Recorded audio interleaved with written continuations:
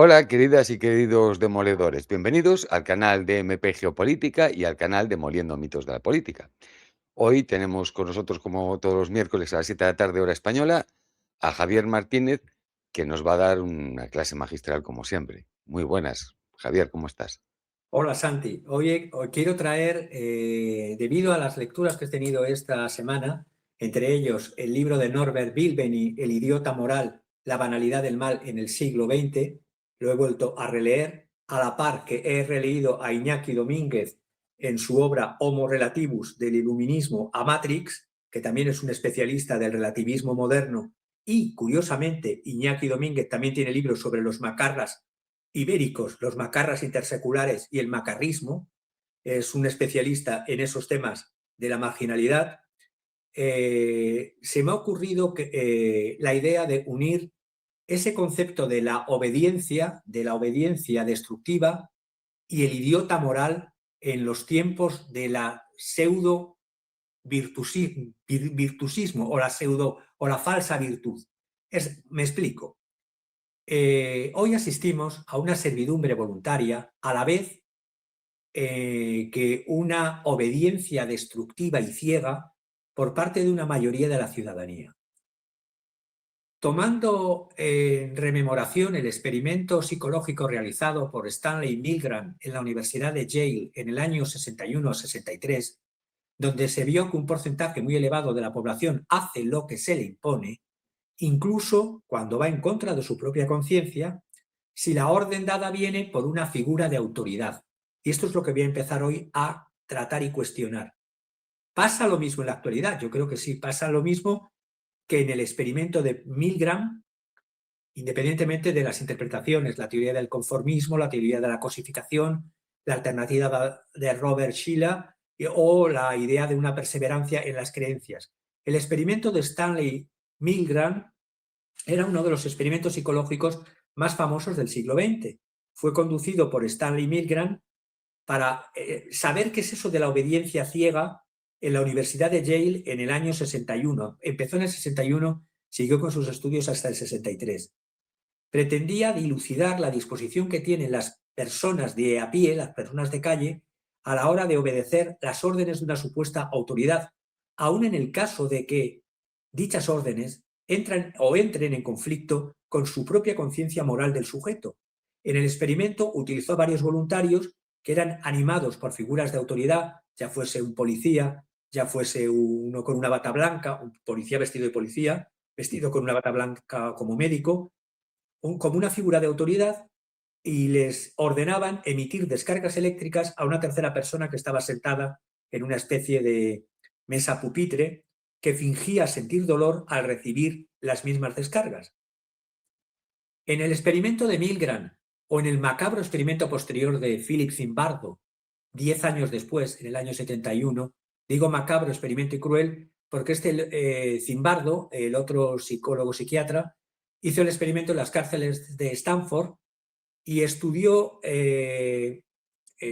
también en una simulación, vistió a voluntarios de prisioneros y a otros de carceleros y les impuso unas determinadas situaciones en las cuales se vio la exacerbación por la obediencia ciega, por la obediencia destructiva, de causar daño incluso por parte de personas que en la vida cotidiana dirías, pero si son buena gente, son buenas personas. Él escribió un libro después, Philip Zimbardo, El efecto Lucifer, entender cómo la gente buena se vuelve malvada.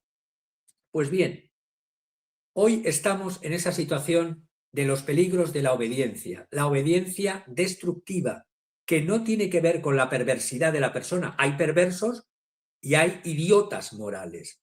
El perverso disfruta. El idiota moral ejecuta la orden del perverso. Como dijo el propio Milgram, un tanto por ciento muy grande de la gente hace lo que se le dice que tiene que hacer. Y eso es el problema, porque no tienen en cuenta el contenido de sus acciones y sin trabas impuestas, incluso cuando se le presentan internamente trabas en su propia conciencia, como la orden tiene aparentemente su origen en una autoridad legítima, esta autoridad legítima, por cierto, muy fácil de simular, porque una cosa es la legalidad y otra la legitimidad. Puede ser una autoridad y un gobierno legal, pero devenir ilegítimo por sus órdenes y comportamientos. Pero para eso se requiere de una conciencia crítica. Y que una persona con talante serio o con una bata y que tenga una bata blanca o un traje de militar te dé una orden en la cual... Voy a poner dos ejemplos. La Premio Nobel de la Paz, la reciente Premio Nobel de la Paz, que muchos aplauden, como viva la libertad, carajo. María Corina Machado está dando un aplauso en entrevistas públicas a cadenas estadounidenses donde dice que bombardear mi país es un acto de amor, act of love, lo podéis mirar en Google. María Corina Machado, Premio Nobel de la Paz, considera que bombardear su país es un acto de amor. O, fuera del aspecto internacional, otro ejemplo. La alcaldesa de aquí, de la Comunidad de Madrid, alcaldesa de Collado Villalba. Resulta que hace unos días, bueno, hace el 30 de septiembre, las fuerzas del orden de su ayuntamiento de Collado Villalba es un ayuntamiento de clase media alta, más o menos, desahució a una señora de 63 años que acaba de fallecer de frío por dormir en la calle, muerte de frío y hambre, cuando estaba ocupando un piso de la Sareb. Y hay idiotas morales que ejecutan la orden, ya sea la orden de Corina Machado de bombardear a su propio país, o ya sea la de la alcaldesa de Collado Villalba, como ejemplo de desahuciar a una persona que ocupaba de 63 años una vivienda, residía en una vivienda y fue expulsada de la vivienda de la Sareb, que la Sareb, como recordáis, desde la crisis 2007-2008 la hemos pagado todos. Pero bueno, esto se trata, parece que los experimentos de Milgram trataban de explicar la conducta de innumerables personas durante el dominio nazi de Alemania y de los territorios ocupados. Pero es que esta obediencia destructiva se sigue dando hoy día, en cada una de nuestras ciudades. Hay que comprender el rol, no solo de los guardias de los campos de concentración nazis, que nos pillan ya muy lejanos, y que estos cómo lo desempeñaban. Por cierto, no lo hacían por vocación personal, sino que muchos seguían órdenes de sus superiores. ¿Y por qué? Experimento Milgram, experimento Zimbardo. La gente tiende a creer que es buena, que es virtuosa, etc. Y que nunca caerían en ciertas actitudes y en ciertas conductas. Pero el experimento de Milgram, el experimento de Zimbardo, niega dicha estimación con creces. Como decía Carl Jung, en relación a autodefinirse como bueno, los seres humanos tendemos a negar, ignorar y ocultar a nuestra propia mirada y conciencia los rasgos oscuros de nuestro carácter, lo que el psicoanalista suizo llamaba nuestra sombra. Hoy tenemos a perversos, a idiotas morales y a falsos puritanos, es decir, los pseudo-virtuosismo.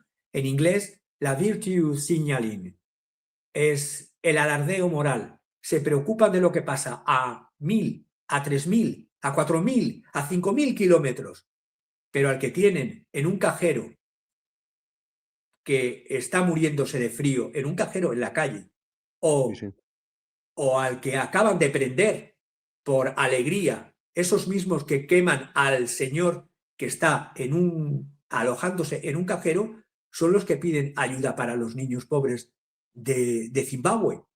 Es decir, esa es la otra postura, el pseudo-virtuosismo, el virtue signaling, es la señalización de virtud, el alardeo moral. Entonces, estamos en una sociedad que tenemos que empezar a diferenciar al perverso, al idiota moral y al postureo ético. El postureo ético es, repito, esa exhibición de valores morales, a menudo en redes sociales, para mejorar imagen, o que no llevan a un compromiso genuino o de acciones concretas. Es aparentar que se es bueno para quedar bien, pero no transforman la realidad, no hacen que eso no vuelva a suceder. Esta alcaldesa, por cierto, la de Collado Villalba, a sus espaldas y a los falta de servicios sociales infrafinanciados que existe en esta ciudad de la Comunidad de Madrid, Collado Villalba, es la que menos dotación social tiene y renuncia a fondos sociales porque no es necesario. Ya se cobró otra víctima de muerte en la calle, un tal Alfonso, en el año 2020. Es decir, va acumulando cadáveres, pero los perversos no solo son los que lo mandan ejecutar, sino también hay complicidad de los idiotas morales y luego de los postureos éticos que hacen un mero de los que yo llamo virtuosismo o virtuosismo, es decir, los postureos éticos.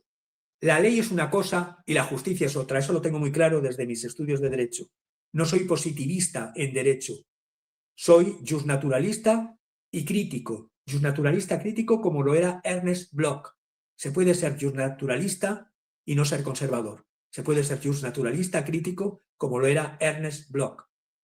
El psiquiatra Pablo Malo, hablando también de la vigencia de este concepto de obediencia destructiva en relación al experimento Milgram, sacaba en relación que muchos han dicho, bueno, es que el experimento Milgram había un gran porcentaje de personas que bajo la orden autoritaria mínimamente coercitiva estaban dispuestos a dañar a inocentes, pero creían muchos de ellos que era un experimento, que era la hipótesis de incredulidad. Pues bien, aunque saquemos a un porcentaje de personas supuestamente por la hipótesis de incredulidad, porque no creían en que eso fuese real, de los participantes obedientes incrédulos, sacándolos, habría en ese experimento un porcentaje en torno a los 32,5% de personas que sabían que estaban infligiendo daño a ese tercero con las descargas eléctricas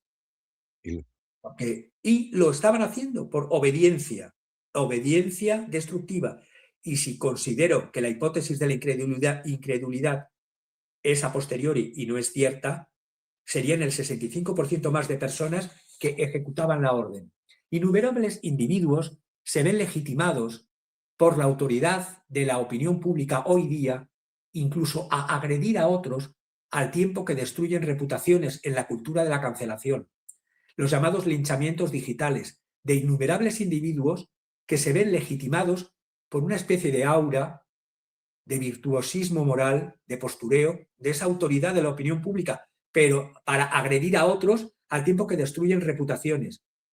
Algo que es sumamente doloroso, pero la realidad es que en el día a día, en la cotidianidad, no transforman ni ayudan a transformar la realidad social de la injusticia y no luchan en contra de las leyes injustas a favor de la justicia, sino que se acomodan. Por lo tanto, voy terminando. Esto que era a principios de los años 60 del siglo pasado, o del 71, en el experimento de Zimbardo, el 65% de los voluntarios estaban dispuestos a emitir descargas eléctricas a inocentes en plena conciencia de ello. En plena conciencia. ¿Por qué? Porque se amparaban en que era una orden de una autoridad. Pues las órdenes de autoridad injustas, desde la Edad Media, los tratadistas y juristas políticos desde la Edad Media, y jesuitas y de la Escuela de Salamanca, hablaban de que la autoridad ilegítima o la autoridad que se excede no hay que obedecerla. Y cuando en esta cultura de el idiota moral que nos impone la actualidad cotidiana, vemos otro ejemplo. Es decir, nos están diciendo que en el tema de ejemplo internacional, saco a colación a Gary Webb, el autor en el año 1996 del libro La Alianza Oscura, The Dark Alliance. En ese libro, él demostraba cómo Estados Unidos, la CIA, año 96, Estados Unidos, la CIA y el FBI decían luchar contra la droga, año 1996. Y él demostraba, como en esa época, desde la época de Ronald Reagan, anterior y posterior a Reagan, y otros POTUS, presidentes de Estados Unidos, redes vinculadas a la contra nicaragüense traficaban cocaína hacia Estados Unidos. La CIA conocía y permitía esas operaciones para financiar la guerra en Nicaragua. por ese libro, Gary Webb fue hallado suicidado con 2 tiros en la cabeza. El negocio global de la droga es una herramienta política que incluso hoy día, en el 2025, permite decir que los recursos naturales de un país son de un tercero y que hay que dominarlos y quedárselos. Independientemente de quién gobierne ese país, hay que tener una sola vara de medir, no 2. Si me interesa por mi partido, utilizo la varita. Y si es contra el partido contrario, el varapalo. Pues no. La racionalidad crítica significa justamente eso. Es decir, que no haya, y tenemos que luchar cada vez más contra las obediencias destructivas, no solo señalando al perverso, sino a los idiotas morales, colaboradores necesarios en su maldad. Si quieres, paso a la parte siguiente, si no hay ninguna pregunta. Bueno, La hay una semana... pregunta que nos hizo Juan, lo que pasa es que no tiene que ver mucho con el tema, pero Sí, es dímela.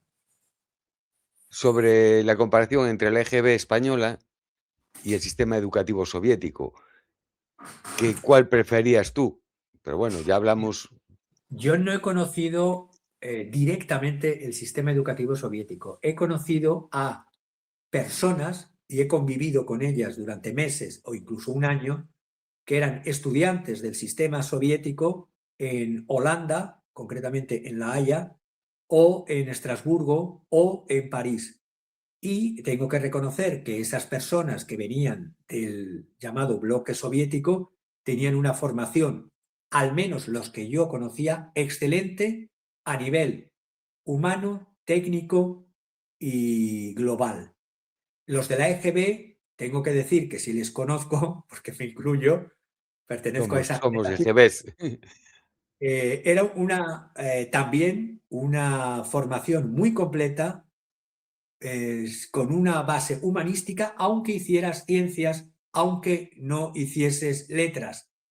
Era una formación global humanística. Entonces creo que eso es lo que se ha perdido en ambas, en la formación soviética, que ya no existe, y en la formación en España de la EGB. Si queréis, sigo con el tema. Estamos hablando del tema de hoy, que es la obediencia destructiva, el idiota moral en tiempos de pseudovirtud. Y el dilema de nuestro tiempo, con el título de hoy, era romper el círculo vicioso contra la idioticia moral. La idioticia moral, recomiendo la obra, repito, de Norbert Bilbeny de los años 90, El idiota moral. Está en Anagrama, la banalidad del mal en el siglo XX. En el siglo XX y en el siglo XXI. Pero vamos, acelerado. El dilema de nuestro tiempo es romper con ese círculo vicioso. Ese círculo vicioso es no caer en el postureo ético de los falsos progresismos que no son más que liberal globalistas, es decir, son el mundo de las Heidis multicolor, de una pseudo izquierda, ni caer tampoco en las salidas de cara de perro de la vía del tecnofeudalismo, de el perro come perro, y amparado por perversos e idiotas morales que de defensa de lo nacional tampoco tienen nada. Yo repito, hay que leer mucho para tener armas intelectuales en la lucha diaria.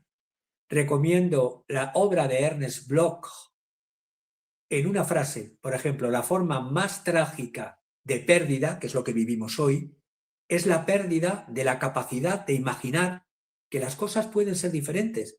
Damos por hecho un fatalismo de que las cosas tienen que ser como están o incluso peor.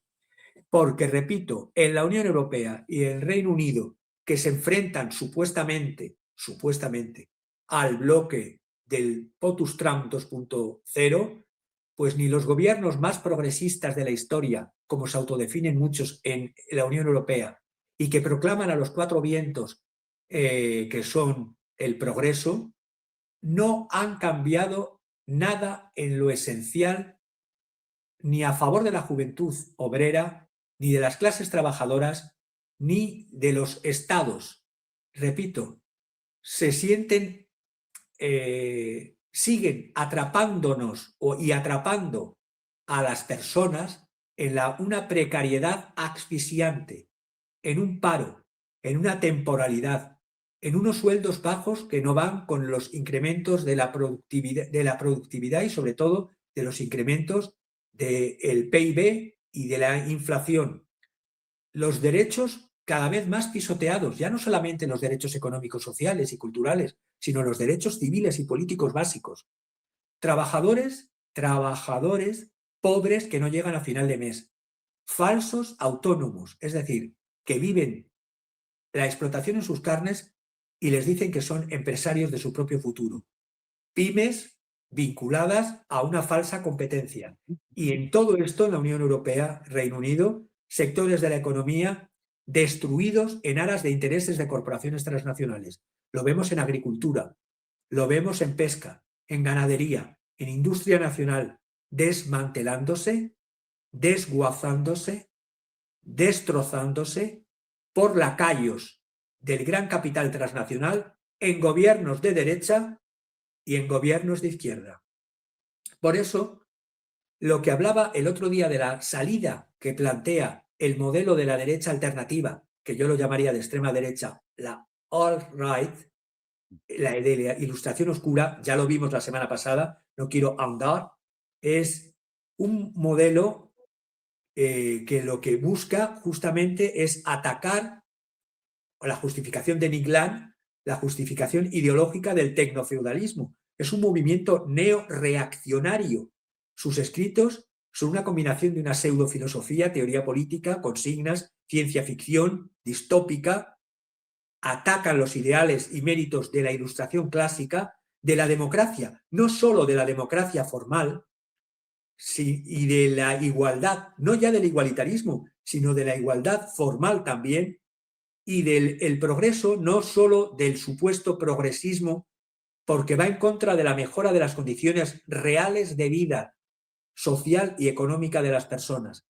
Son posturas irracionalistas. Ahí vemos el concepto de tecnofeudalismo, que luego lo veremos las diferencias del concepto de tecnofeudalismo de Yanis Varoufakis y de Cédric Durand, que es el primero que lo sacó antes que Cédric Durand con el concepto de tecnofeudalismo. Los escritos de la Ilustración Oscura, como ya los traté la semana pasada, y en los escritos de estos neoreaccionarios, es una postura de un desarrollo del capitalismo que quiere volver a antes de la propia fundamentación del capitalismo, que es a partir del siglo XVIII. Por lo tanto, quieren ir hacia un modelo social neofeudal, donde para evitar la decadencia social y económica de los, sobre todo, de los capitales anglosajones, renuncian al universalismo democrático y al espejismo del progresismo liberal, que no busca tampoco el bienestar económico y social, sino que se ha basado solo en una deriva fragmentaria del identitarismo basado en la raza, en el sexo y en el género, pero no han transformado ni un ápice la realidad económica y social. Por lo tanto, van en contra de los servicios sociales, esta neoreacción, la destrucción del funcionariado, de la función pública, ni médicos, ni enfermeras, ni auxiliares de clínica, contra la sanidad pública, ni profesores, ni maestros. Mira la pregunta de la EGB. Con EGB teníamos conciencia crítica, sin EGB tenemos esto que yo decía de obedientes destructivos, la obediencia destructiva, ni vivienda pública, ni nada que tenga que ver con servicios sociales, incluso detrayendo, porque no quieren Estado, pero quieren al Estado para que alimente al grupo oligárquico de las tecnocorporaciones y que gobiernen grupos empresariales cuya participación política imite los consejos de administración con CEOs al frente. Por eso se permiten la imagen de un Trump intentando someter la soberanía nacional y la soberanía popular de los Estados-nación a su voluntad de CEO de una supuesta corporación llamada Estados Unidos de América. Y la salida, el tecnofeudalismo, es una salida a la crisis del capitalismo productivo y ya ha pasado por las fases de la financiarización de burbujas a través del estallido, sobre todo de la del 2007-2008, que a partir de ahí y del experimento pandémico sirvió para alimentar con dinero público las quantitative easing, dinero público de los bancos centrales que iba directamente a las empresas tecnológicas con ese experimento tan maravilloso maravilloso lo digo en sentido irónico y trágico, del experimento pandémico. La salida, como la ven los reaccionarios, es por ese colapso inevitable que buscan de la civilización moderna. Van en contra del universalismo, como también la pseudoprogresía va en contra del universalismo cuando hace microidentidades enfrentadas unas a otras. Es decir, la razón universal de todo ser humano, los derechos humanos universales o la moral universal, o mejor dicho, la justicia universal por encima de las leyes positivas. Y todo esto con conceptos supuestamente guays como la catedral en la que engloban a los medios de comunicación, a las universidades, las academias, los gobiernos, los organismos internacionales, porque todos han degenerado en el wokismo que se retroalimenta los anti-wokistas con los wokistas. Es una retroalimentación para no hablar de lo real, de lo material, de lo económico y social. Este pensamiento está asentado, por lo tanto, en una crisis general del sistema capitalista que persiste tras el año 2008 y pone en evidencia la irreversibilidad de una crisis estructural. El capitalismo actual es un capitalismo que busca ser neoimperialista, pero está en una fase de descomposición y está rompiendo todos los corsés de las democracias y de los derechos formales, que no reales, que eran criticados por el pensamiento de Marx desde el siglo XIX, que decía que la democracia y los derechos humanos formales, si no se materializan, son meros papeles o meros humos. Pero es que esto hoy día, la bestia parda del gran capital, está devorando al mundo y rompiendo con estas formalidades. Y además utilizan, porque no lo leen ni lo comprenden, a pensadores conservadores anteriores, hay conservadores incluso anti-revolución francesa, como podía ser Burke, o posteriores, como Nietzsche, como Schopenhauer, como Marx Stirner, o como Carl Schmitt y Julius Evola, todo esto para legitimarse con una especie de cultureta que no cultura, en un pandemonio que legitima la explotación a lo bestia. No se trata de un pensamiento filosófico, como ya dije la semana pasada. Y el movimiento neorreaccionario no es nuevo. Ya estaba antes del Trump 2.0, estaba con el Trump 1.0 y está ahora más presente porque quienes gobiernan detrás de Trump son quienes les han pagado la campaña, que son las corporaciones tecnológicas que se han pasado de los demócratas a los republicanos trumpistas. Y la ilustración oscura son los Petatil de turno, los PayPal, los Palantir y todos los que comenté la semana pasada, que no voy a ahondar, porque buscan este neoreaccionarismo, una sociedad jerárquica y orgánica, donde las personas ocupen posiciones según lo que ellos consideran, como ya dije, la capacidad y mérito.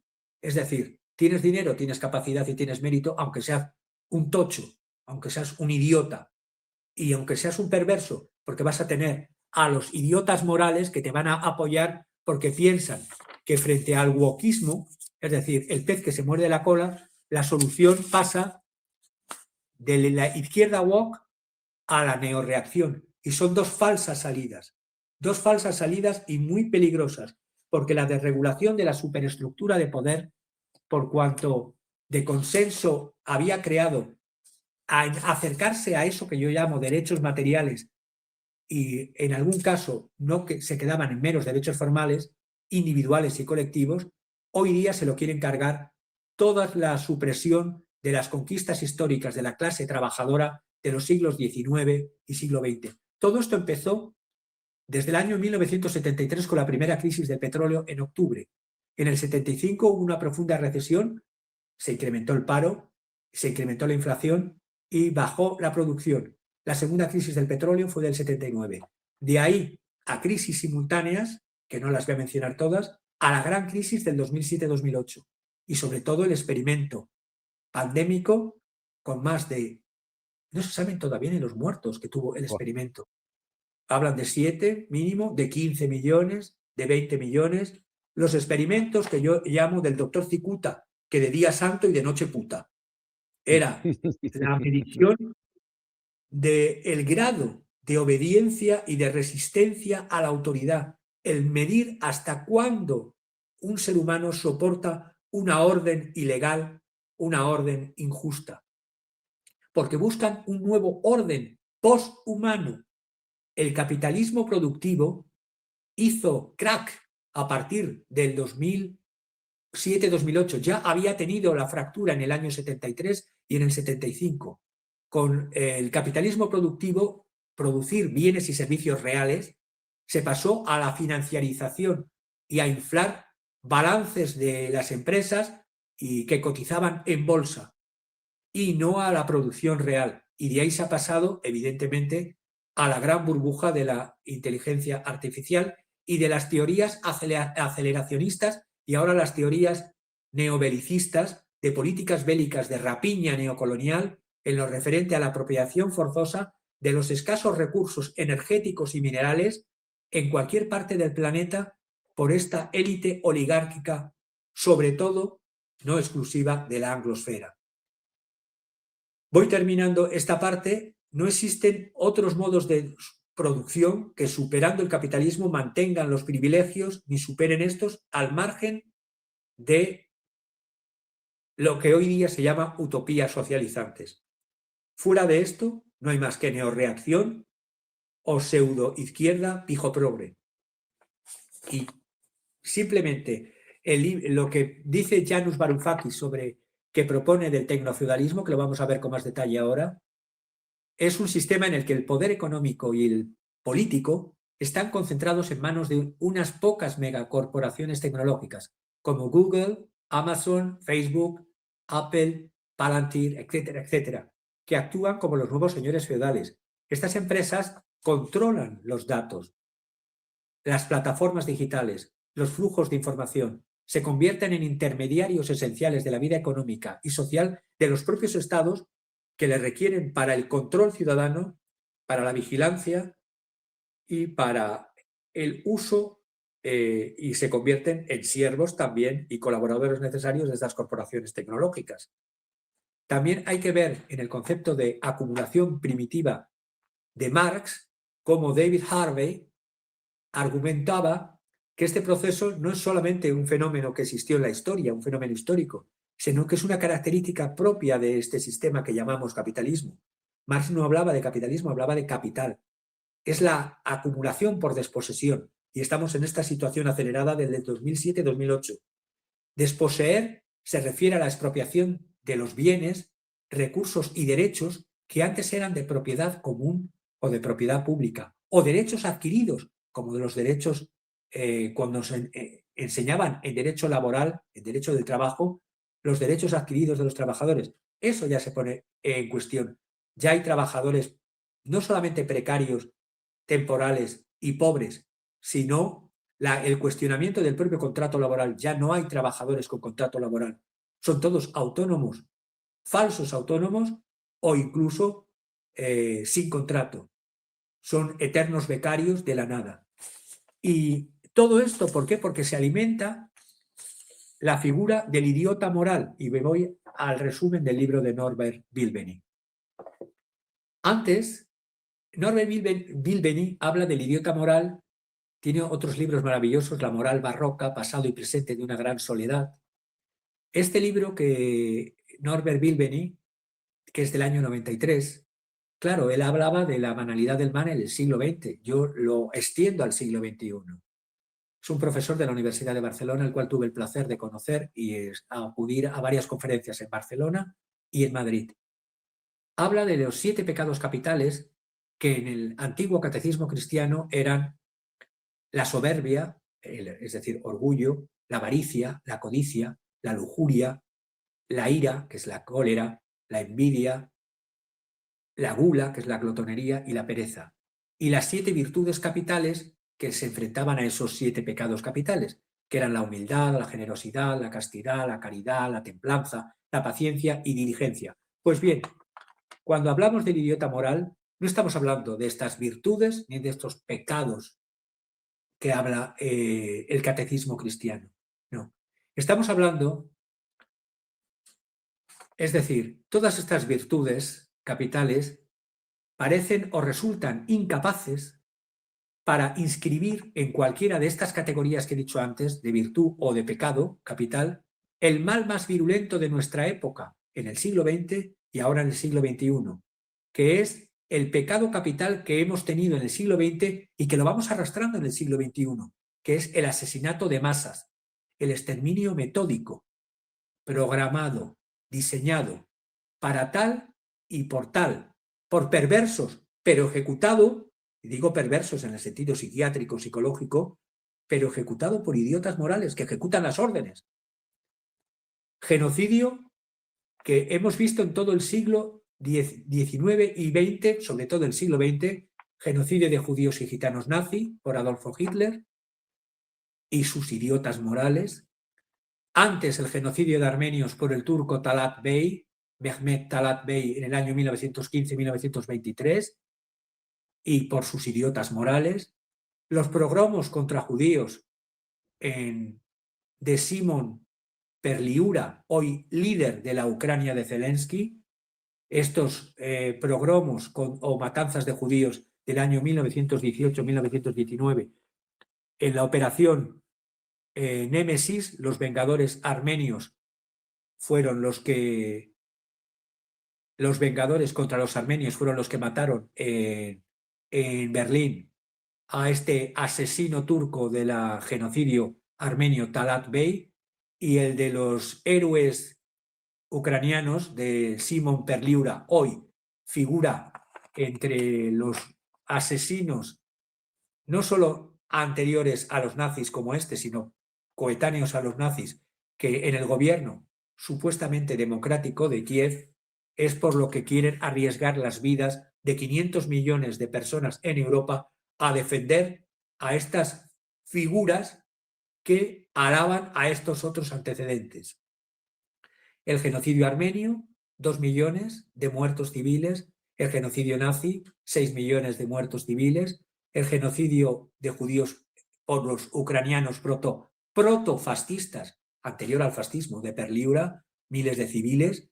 El asesinato en masa nuclear de Estados Unidos contra Hiroshima y Nagasaki, 250.000 por un lado y 250.000 por otro. Los gulags de Stalin, que hay que diferenciarlo porque eran 400 campos de trabajo forzados, pero bueno, siendo con la misma vara también, si bien no eran campos de exterminio como los varios campos de los nazis, se cobraron la vida entre 1,5 millones y los 3 millones.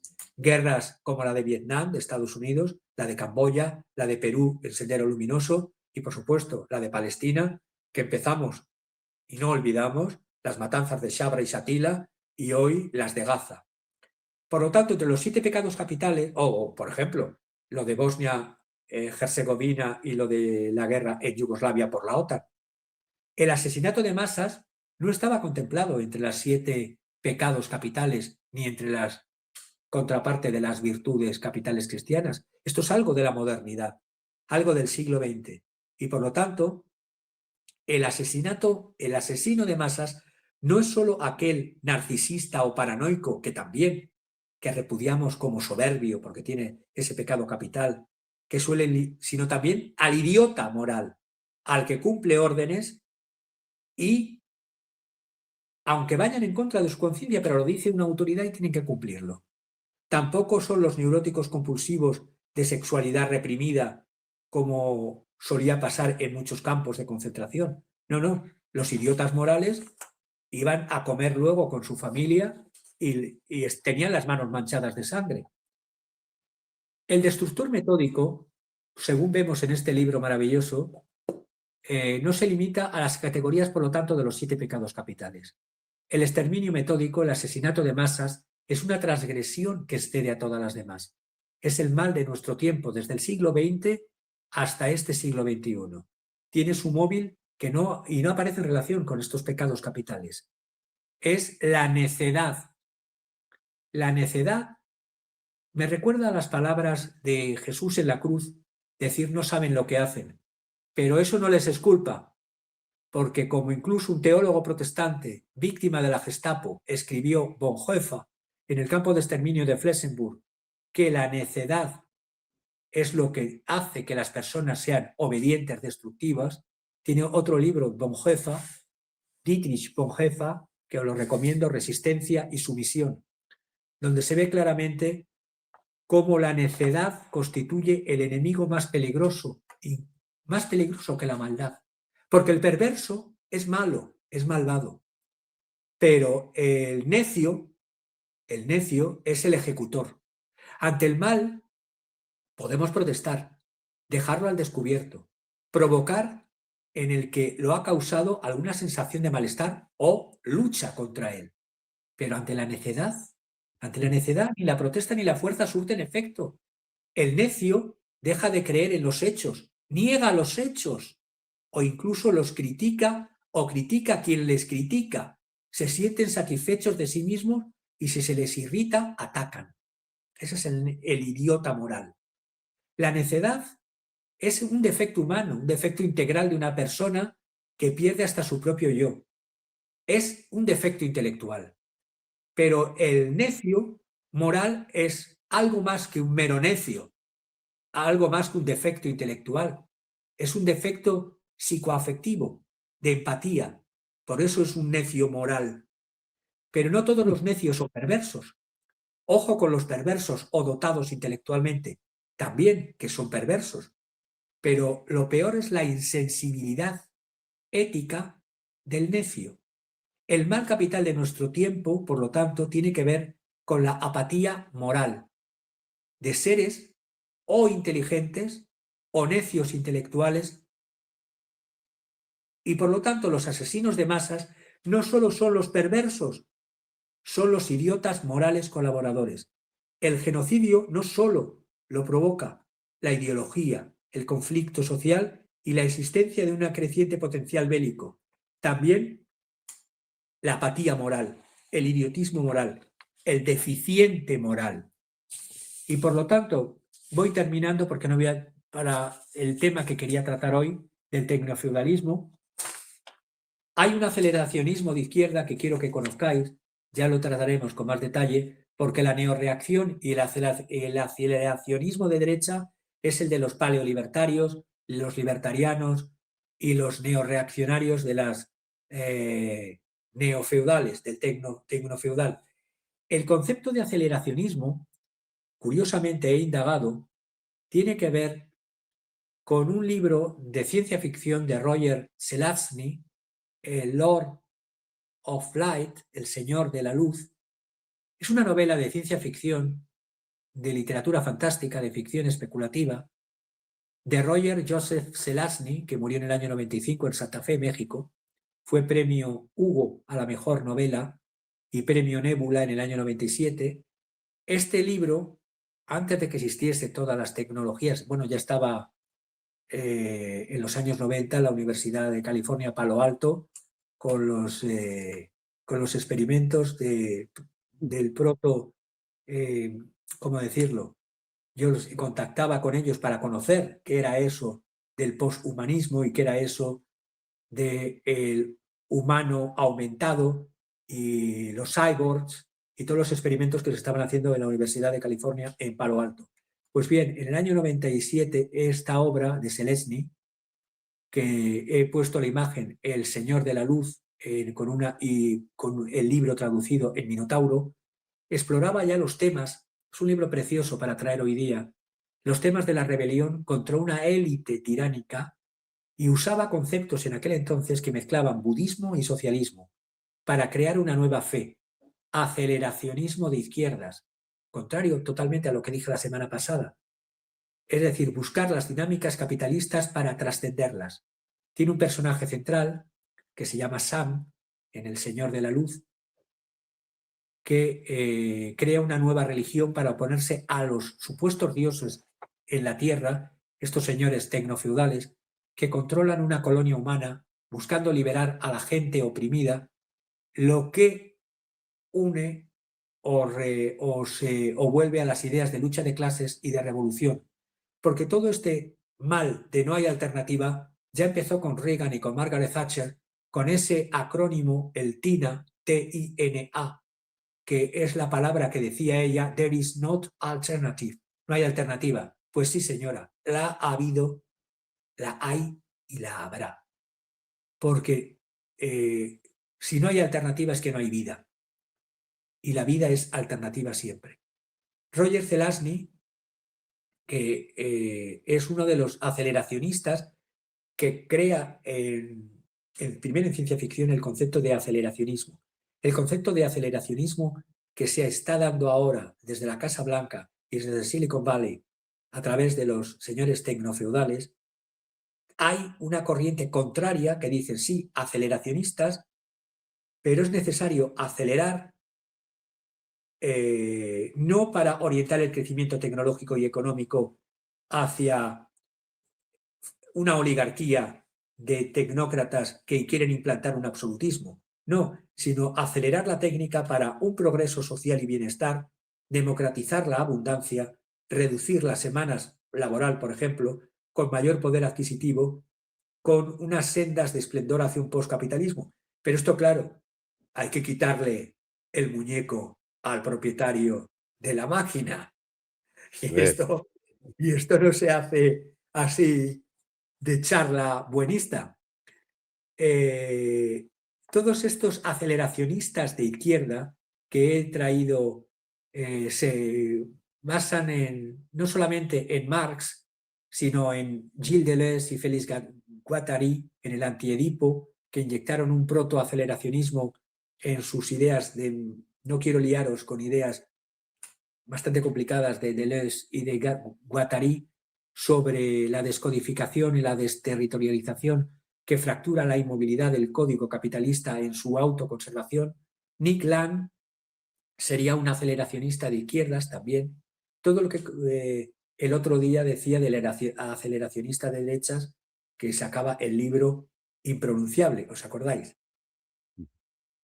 Pues bien, estos se basan, los antecedentes de estos protoaceleracionistas, está la novela esta de ciencia ficción de Zelazny, está François Lyotard en su economía libidinal, está Jean Baudrillard en el intercambio simbólico y muerte, que postula acelerar los entramados del sistema, y Paul Virilio en velocidad y política. Fundamentalmente en los aceleracionistas está Nick Land de izquierdas y está el manifiesto por una política aceleracionista de Nick Sniszek y Alex Williams frente a un capitalismo neoliberal y frente a una izquierda pseudo progresista. Estos buscan una transformación económica y social y una superación del sistema, porque dicen que no es posible volver atrás en la historia, porque la estructura del capitalismo tecnoanalógico, lo construido en la etapa fordista, hemos ya pasado a un capitalismo tecnodigital de computación, de redes informáticas, de inteligencia artificial, y lo que hay que hacer es alternativas postcapitalistas utilizando este sistema económico. Ahí están las obras de Mark Fisher, por ejemplo, o de, como he dicho, de Sniszek y Alex Williams y de otros más. Voy centrándome en que la ilustración oscura ya hemos visto que es el malo de la película, el feudalismo, neofeudalismo medieval y el nuevo vuelta al antiguo régimen antes de la Revolución Francesa, el neocameralismo que explicaba la semana pasada, el neofeudalismo empresarial dirigido por CEOs, sí que se creen Zeus, las feudocompañías que reclaman supresión de leyes y de regulaciones externas, los proyectos de ciudades flotantes, los Petatil y los Palantir, los Curtis Yarvin y todos esta calaña de justificadores de la neoreacción y de la explotación a troche y moche, pero este tecnofeudalismo tiene, por así decirlo, una lectura a la izquierda por estos autores que estoy diciendo de aceleracionistas llamados de izquierda. Voy centrándome con los conceptos de tecnofeudalismo. tanto por Yanis Varoufakis como Cedric Durand, que es el primero que lo sacó, Cedric Durand, aunque la gente crea que es Yanis Varoufakis. No importa el orden, es verdad que fue primero el francés Cédric Durand y luego el griego Yanis Varoufakis. El tecnofeudalismo es un concepto que describe la transformación del capitalismo hacia un sistema en el que las grandes corporaciones tecnológicas como Google, Amazon, Apple, Facebook, Palantir y otras buscan un control feudal sobre la economía, sobre la sociedad y sobre los propios gobiernos de los llamados estados nacionales, por una concentración de poder en manos de empresas que extraen el valor de los propios usuarios y de los propios creadores de contenidos e imágenes a través de sus datos y algoritmos. Extracción del valor del del llamado capitalismo cognitivo. Extraen de los usuarios y de los creadores de contenido e imágenes, de los datos y los algoritmos, sin nada a cambio. Aquí ya no hay una relación de toma y daca. Aquí se les absorbe, se les utiliza y se les hace dependientes. Dependencia del uso de las plataformas para las actividades tan cotidianas como la comunicación, la información y el comercio. Los filtros de información también son y sirven para manipular los comportamientos y predecir los comportamientos de los consumidores siervos. El concepto de tecnofeudalismo y el desarrollo del tecnofeudalismo se aceleró con la crisis financiera de 2007-2008. Hubo una acumulación de riqueza y de poder en manos de estas corporaciones tecnológicas y sobre todo con el experimento pandémico, con los encierros forzosos de las personas en sus casas, había que acelerar, justificar el acelerón de estas nuevas técnicas, pero no puestas al servicio de la ciudadanía, sino para el servicio de estos nuevos señores tecnofeudales.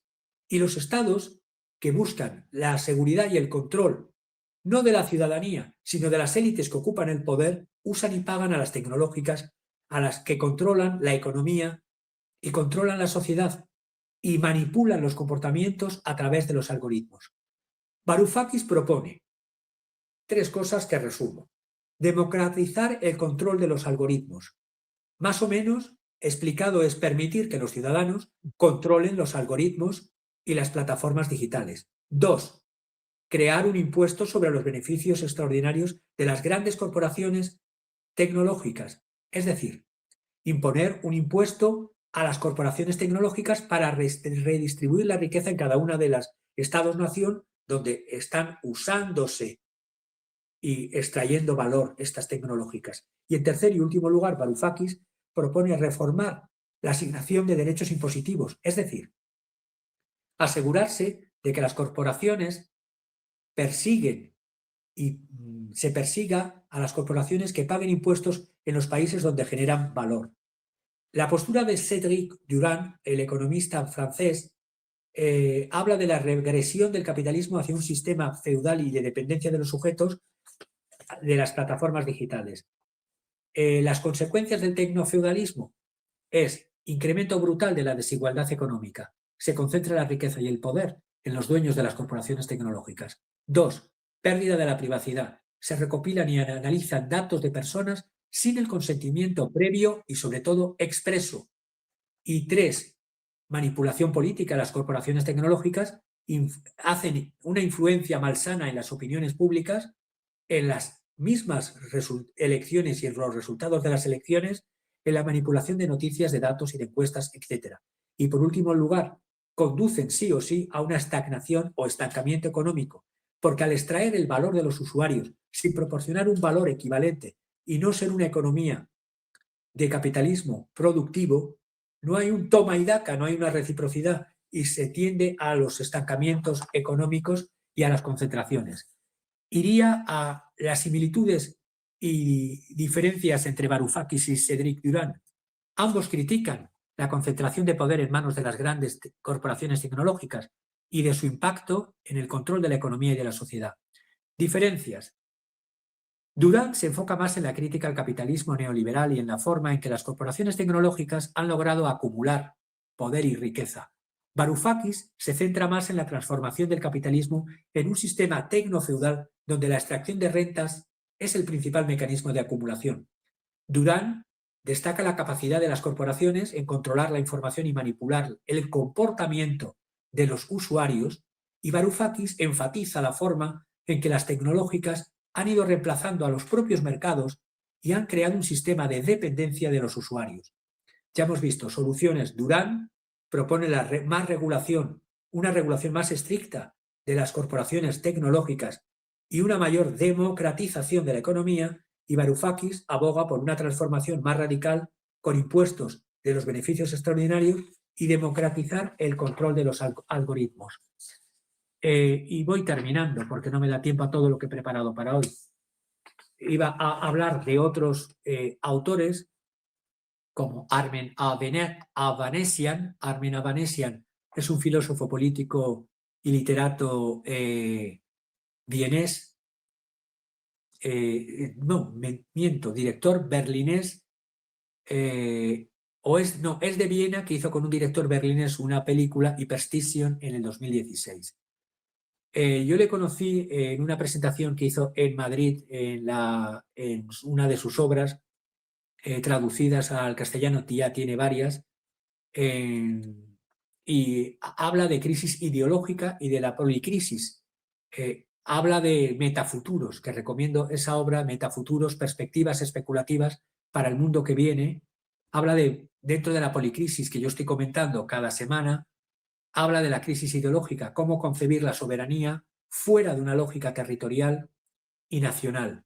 ¿Qué hacemos con la creciente importancia de las llamadas zonas de libre comercio, de los libertarianos y de los lugares offshores que promueven sus propias leyes fiscales y laborales y que se están convirtiendo cada vez más en actores independientes y competidores de los estados nacionales tradicionales? Por eso no basta con solamente soberanía nacional y recuperación de la soberanía nacional, sino alianza de los estados soberanos que van por la misma línea de combatir este mal. ¿Qué otros nuevos supuestos políticos encontramos? Sujetos políticos, perdón. Las corporaciones transnacionales frente a los estados nacionales. Yo lo vengo denunciando desde los años 90. Incluso dentro de la banca ya veía el poder de la transnacional frente a las políticas de muchos estados nacionales. Y vemos cómo muchos flujos migratorios sin control, donde se cuelan delincuentes con antecedentes, terroristas, falsos refugiados, exaltados activistas y extremistas, están haciendo implosionar o atacar las bases básicas de lo humano y de lo social, y nos adentran en lo inhumano y en lo poshumano, sembrando la inseguridad y el caos para justificar la instalación del control totalitario de los ciudadanos, apartar el foco de la explotación de trabajadores precarios, temporales, falsos autónomos, subcontratación y empleos en negro masivos, y el sometimiento a las plataformas de la inteligencia artificial y de los algoritmos de predicción y modificación del comportamiento, que encima hablan de trabajar y lo hacen, trabajar gratis. Trabajar gratis no solo a becarios, sino a muchos de los usuarios, creadores de contenidos. Estoy pensando en estas que lo han dado como economía alternativa, incluso los pijos pseudoprogres, cuando hablan de la producción P2P o peer-to-peer, de igual a igual, creando redes descentralizadas donde los ordenadores, nodos, comparten recursos directamente entre sí. Muy bonito todo, actuando a la vez como clientes y servidores sin depender de un servidor central. Si la herramienta no es culpable, es la utilización de la herramienta, porque esas plataformas colaborativas han dado Uber, Cabify, Airbnb, Wallapop, Vinted, y claro, todas estas, o Amazon, por ejemplo. Y cada vez que pedimos a través, bueno, yo no lo pido personalmente, pero cada vez que se pide, o algunos de conocidos y allegados piden a través de Amazon, veo los trabajos de subsistencia de quienes tienen que ser emprendedores de su futuro sin una relación laboral, cuando son explotados en una relación laboral. O los trabajadores que no son trabajadores, son empresarios, los conductores de Uber o de Cabify. Lo creen. O ¿eh? Y eso creen. Que eso creen, por eso hablo de la Claro. idioticia moral hoy, terminando este programa. Es decir, la masiva extracción de datos en las plataformas de los social media, de Facebook, de Google, de Twitter, de TikTok, de Instagram, el trabajo creativo no pagado, el uso de estos modelos de plataformas colaborativas, de las peer-to-peer, que han aplaudido hasta con las orejas los pijos pseudoprogresistas diciendo esto es la economía alternativa, la economía del don. Todo lo que se trabaja sin pagar es esclavitud, sin más. Me da lo mismo que lo llamen la economía colaborativa, alternativa o del unicornio multicolor. Trabajo no remunerado es explotación, es esclavitud, porque incluso el esclavo tenía techo y comida porque era un instrumento de producción. Pero es que aquí el techo y la comida sin salario te la tienes que pagar tú. Y por lo tanto, las prácticas no remuneradas de becarios, los trabajos en prisiones y centros penitenciarios, por cierto, muchos privados en el mundo de la anglosfera, es decir, prisiones privadas. Si son trabajos que encima, si son laborales, con una relación de contrato de trabajo, no llegan a final de mes, por la precariedad y por la explotación laboral. Si son autónomos, no son autónomos reales, son autónomos dependientes, no son por lo tanto autónomos. Y si son mero comisionistas sin contrato, es lo que hay que denunciar, porque debemos centrarnos, y termino ya, que me has dicho que teníamos que terminar hoy, Sí. debemos centrarnos en conceptos clave como clase, alienación y precariedad. Clase, alienación y precariedad. Hay que acabar con un sistema que genera ansiedad creciente y una precariedad indefinida. La acumulación ilimitada y la aceleración del capital son los pilares de esta nueva fase del capital tecnofeudal. Se habla del fin de la libertad. Se habla de categorizar como terroristas a los que protestan, a revivir el miedo al comunismo, Mm, cuando se mm. trata de regular la economía de plataformas, de evitar la precariedad, de evitar la explotación servil de trabajadores y no trabajadores, meros siervos, de combatir la precariedad. Esa manera de concebir la libertad de unos pocos frente a la subsistencia de una inmensa mayoría justifica, por lo tanto, la explotación y la alienación y la servidumbre neofeudal. Y por lo tanto, yo soy de los que piensa que sí, que la estructura y la superestructura no están en una relación de causalidad como en un mecanicismo, sino que se dan en ambas direcciones. Es una dialéctica de ambas direcciones. Y tenemos que volver a recuperar conceptos como la Gemeinwesen, o que decía Marx, o la comunidad humana, que es lo opuesto, la comunidad humana, a la alienación y al aislamiento. Por lo tanto, somos especie. No vamos hacia una huida de lo social hacia lo individual, hacia las microidentidades, hacia un fenómeno japonés que se llama los hikikomori japoneses, que son muchos adolescentes y jóvenes que no pueden manejar bien las relaciones de asociación humana, rechazan toda forma de sociabilidad y buscan y defienden el aislamiento que se provocó y se experimentó con la pandemia. El síndrome de la gente que se niega a salir de casa y a quienes se aíslan de la sociedad por periodos que exceden de 6 meses. Por lo tanto, y termino, ni los gobiernos de la derecha conservadora, liberal, ni la tecnoreaccionaria, de los neoreaccionarios, ni las izquierdas progresistas, colaboradores necesarios en el exterminio de lo social y de lo humano. Porque, y termino, de verdad termino, con dos frases de Eduardo Galeano que os recomiendo que le leáis porque os da por lo menos paz y conciencia crítica, cualquiera de sus obras. La nostalgia es buena, pero la esperanza es mucho mejor. Y el código moral del fin del milenio no condena la injusticia, esto lo vimos pasado el siglo XX, sino que condena el fracaso. Pues no, condenemos la injusticia. no condenemos el fracaso. Totalmente de acuerdo con Galeano. Es un tipo muy lúcido y, como dices tú, merece la pena leerlo. Pues muy interesante. La verdad es que me pasaste un montón de libros para ir subiendo y me perdí. Solo fui capaz de encontrar en el momento que hablabas 2 o 3.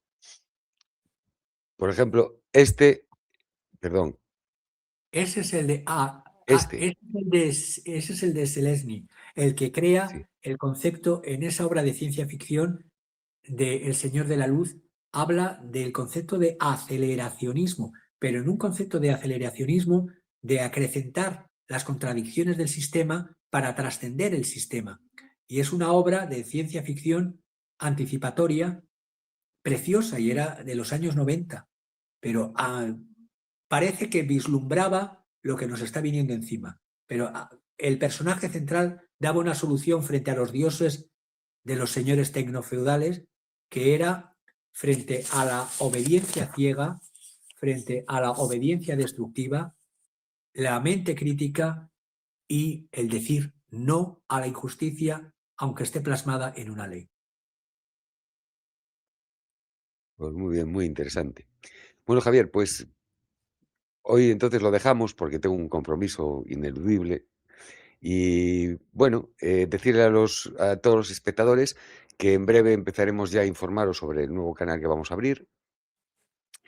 Y bueno, estar atentos en las redes sociales, ahí será donde principalmente lo digamos. A principios del mes de la primera semana de enero, así posiblemente empecemos ya a emitir. Bueno, Con los Javier, Reyes Magos, con los Reyes Magos. ahí está.